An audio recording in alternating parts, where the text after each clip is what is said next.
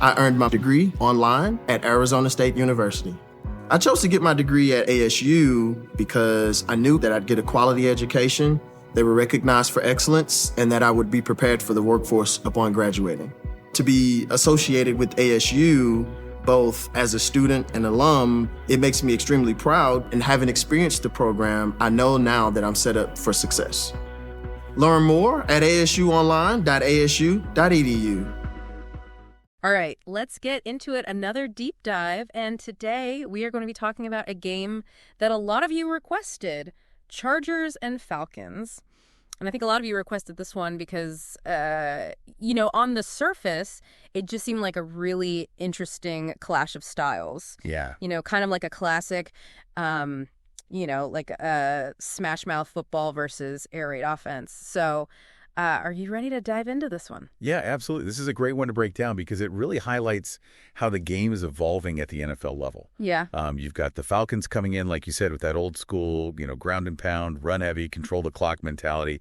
And then the Chargers, who are, part of this new wave of, explosive pass heavy offenses that we're seeing more and more of these days. Totally.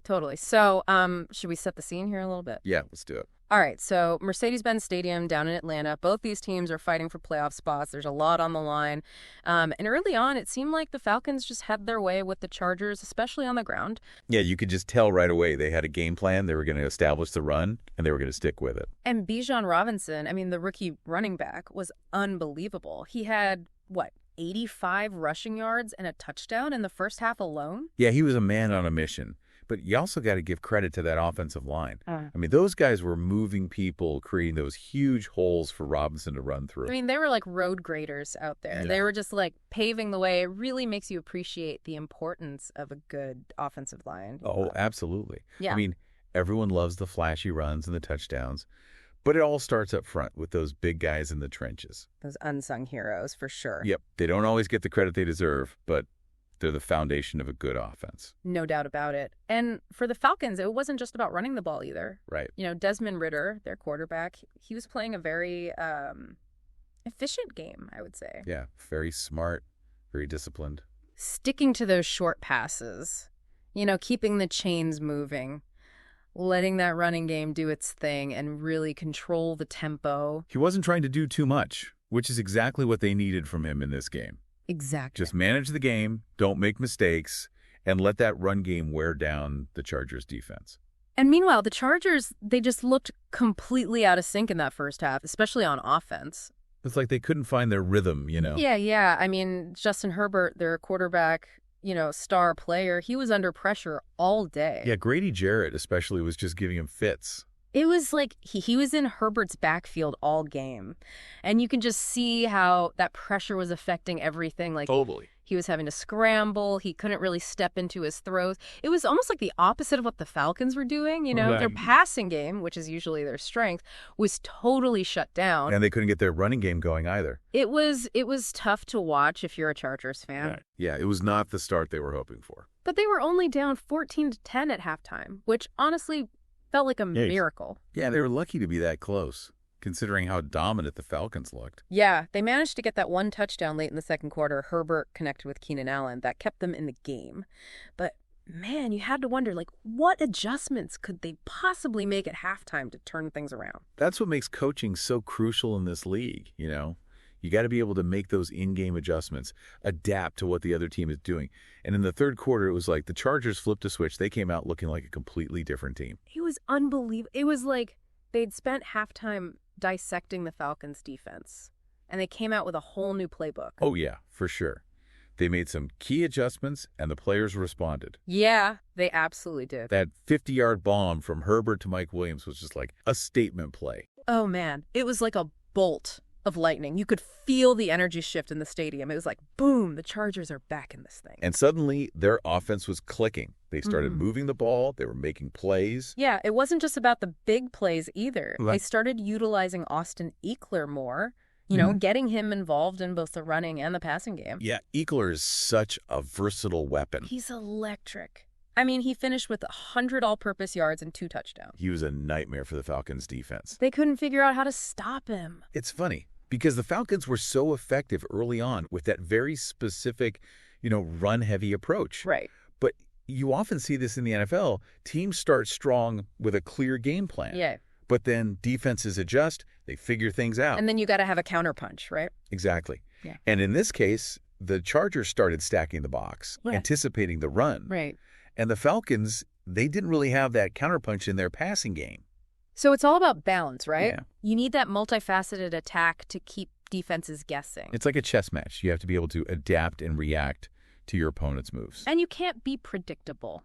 Yep. You can't just rely on one strategy, no matter how effective it might be initially. Exactly. You got to keep the defense on their toes. So even though the Falcons were dominating the time of possession in that first half, they weren't necessarily dictating the terms of the game, Right. The Chargers weathered the storm, and then they were able to exploit the holes in their strategy. And that's what good teams do. Yes. They find a way to win even when things aren't going their way. And they make adjustments. That's huge. Absolutely. I mean, think about what it takes for a quarterback like Justin Herbert to operate under that kind of pressure. Yeah, I mean, he was getting hit all game long. It's not just about being physically gifted. It's about reading the defense, making quick decisions. Trusting your receivers, even when you're getting hit. It's mental toughness, Oh, absolutely. It's being able to stay calm and collected under duress. Yep. And Herbert showed that he has that, for sure. But the Falcons didn't just roll over, did they? No, they fought back. It became a real back-and-forth battle. It was a great game to watch. It was. Desmond Ridder connected with Kyle Pitts for a touchdown, and suddenly they were back in the lead. Yeah, Ridder made some really impressive throws in this game, especially that one to Pitts. It was a thing of beauty. And the Falcons' defense, they kept making plays, too. Yep, they weren't going away quietly. It was a true test of both teams' resilience. Absolutely. It really felt like either team could win. Oh, yeah, it was down to the wire. But then, in the fourth quarter, the Chargers' defense, they started to step up. They made some big plays when they needed to. Yeah, Khalil Mack, the veteran linebacker, he had that crucial sack on Ridder, that first punt, and you could just feel the momentum shift again. Mack's a game changer. Oh, he's a disruptor, for sure. You could feel the energy shift on the field when he made that play. Like the whole stadium just exhaled, And the Chargers defense, they just started swarming after that. It's amazing how one player can have such a ripple effect, isn't it? It's incredible. It's like a chain reaction, One big play can spark an entire team. It's contagious, that energy, that momentum. And then, of course, we got that classic Justin Herbert game-winning drive. Oh, yeah, ice water in his veins. Marching them down the field with those precise throws, perfect clock management, that final field goal by Cameron Dicker. I mean, that was as clutch as it gets. Herbert really showcased his leadership in those final minutes. He didn't let the early pressure rattle him. He stayed focused, he made smart decisions, and he delivered when it mattered most. He's a gamer, that's for sure. Absolutely. I was thinking about something you said earlier about how the Falcons' run-heavy approach, You were saying it might not be sustainable against tougher opponents. Do you think that's something they can adjust, or is it more of a... It's a great question. I think they definitely have the personnel to be more balanced.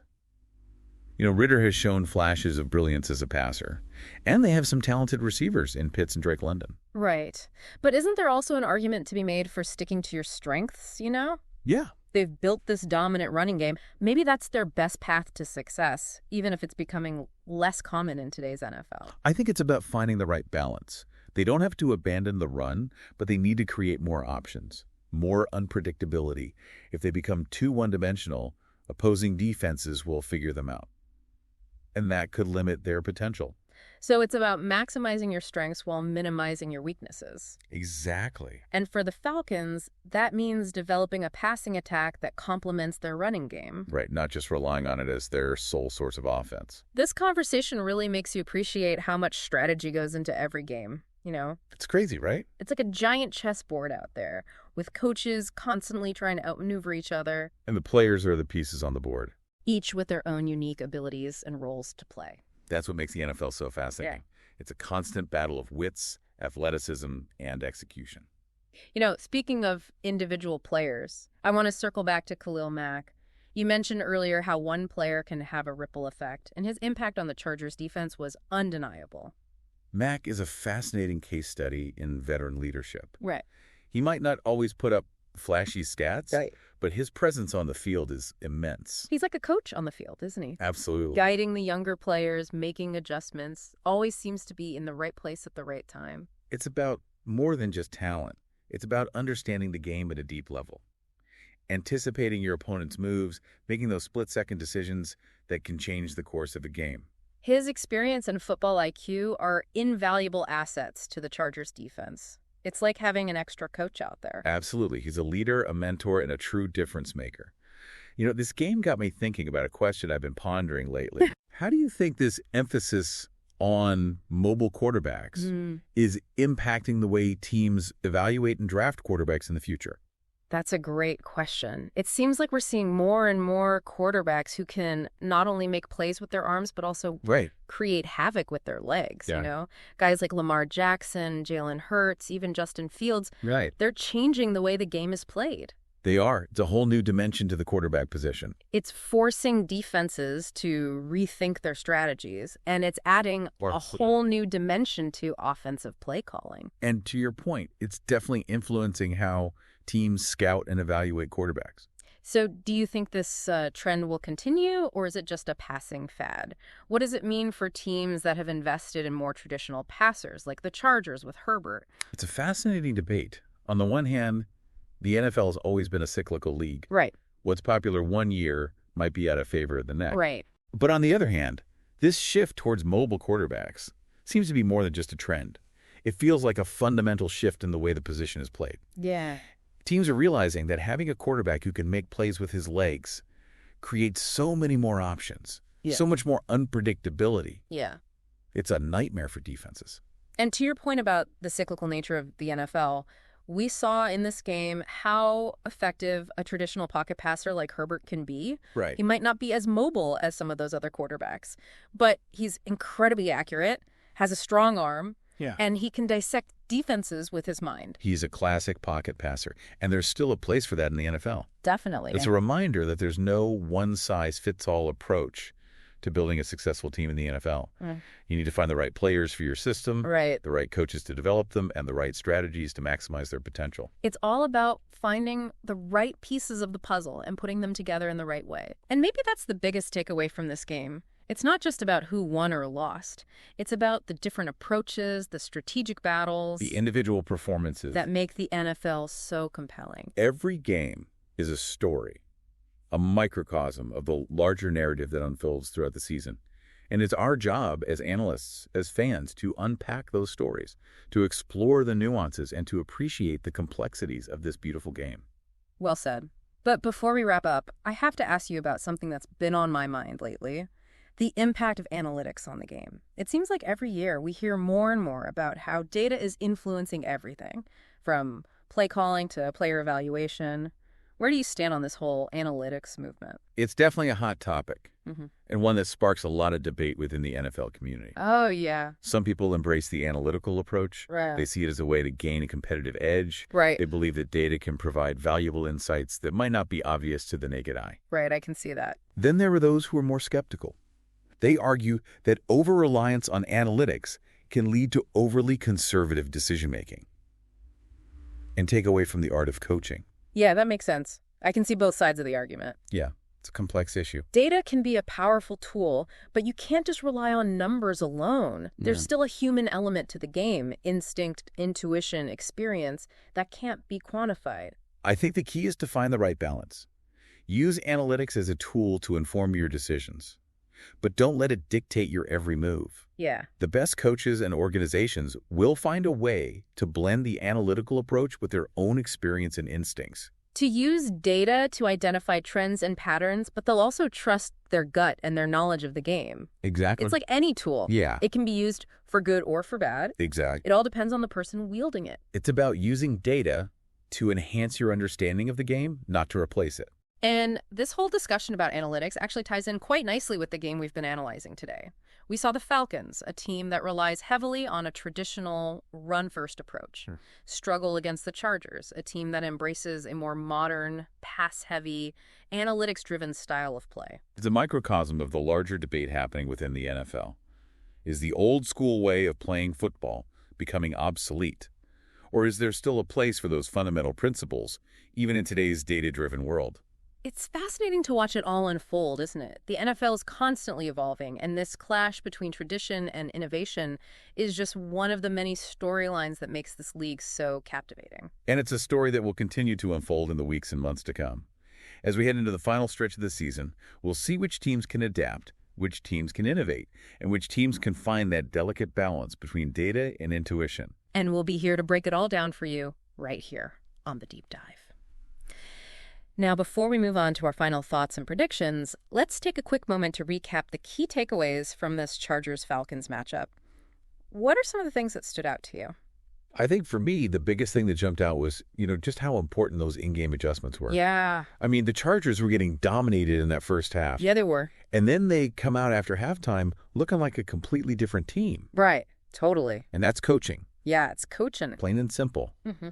They identified what wasn't working. Yeah. Made adjustments, put their players in a position to succeed. And the players got to execute those adjustments, too. Oh, yeah, for sure. Yeah. You got to give the players credit, too, for being able to adapt on the fly like that. Exactly. And on the Falcons side, we saw how that strong running game, it can be so effective, but also how it can become a liability if you don't have that balance, on offense. Right. You can't be one-dimensional. It's like anything else in life, you need diversity. Yeah. You can't just rely on one thing.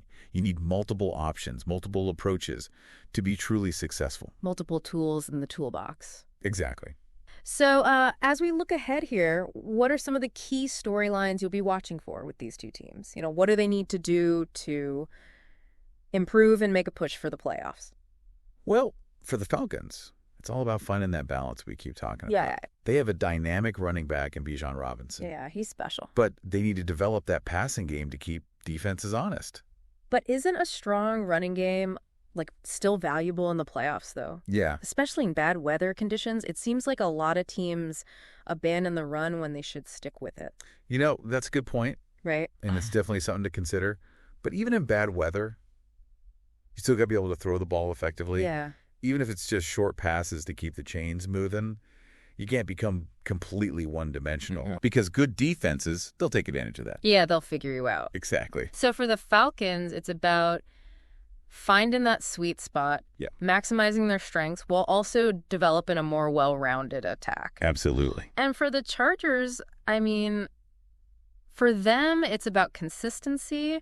They've shown flashes of brilliance this season, but they've also had some head-scratching moments. Some ups and downs, for sure. Like that game against the Chiefs a few weeks ago. Oh, yeah, that was a rough one. They just couldn't get anything going on offense. They have the talent, they have the coaching, but they need to put it all together week in and week out. They got to find that consistency, that killer instinct, if they want to be a true contender. So if you had to make a prediction, which team do you think has more potential to make a deep playoff run, based on what we've seen? Ooh, that's a tough one.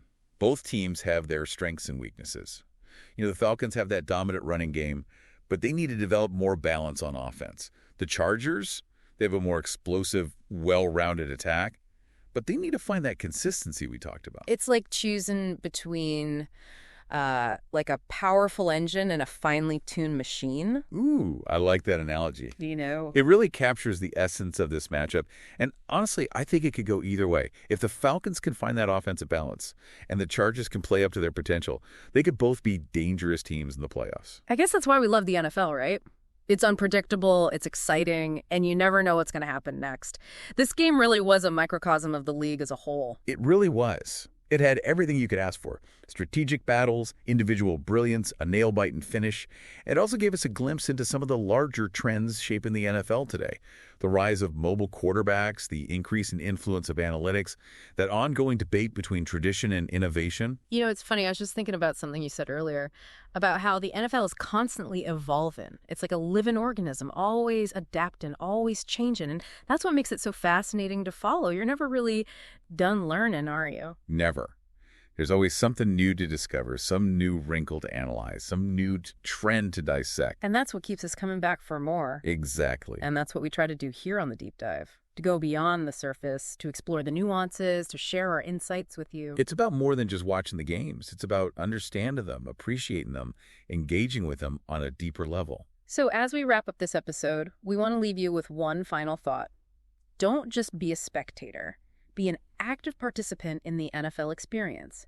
Pay attention to the details, ask questions, challenge assumptions, and don't be afraid to dive deep into the fascinating world of professional football. And most importantly, have fun. That's right, the NFL is a game, and games are meant to be enjoyed. So, whether you're a diehard fan or a casual observer, we hope you enjoyed this deep dive into the Chargers-Falcons matchup. Until next time, keep learning, keep exploring, and keep diving deep. Today is your lucky day.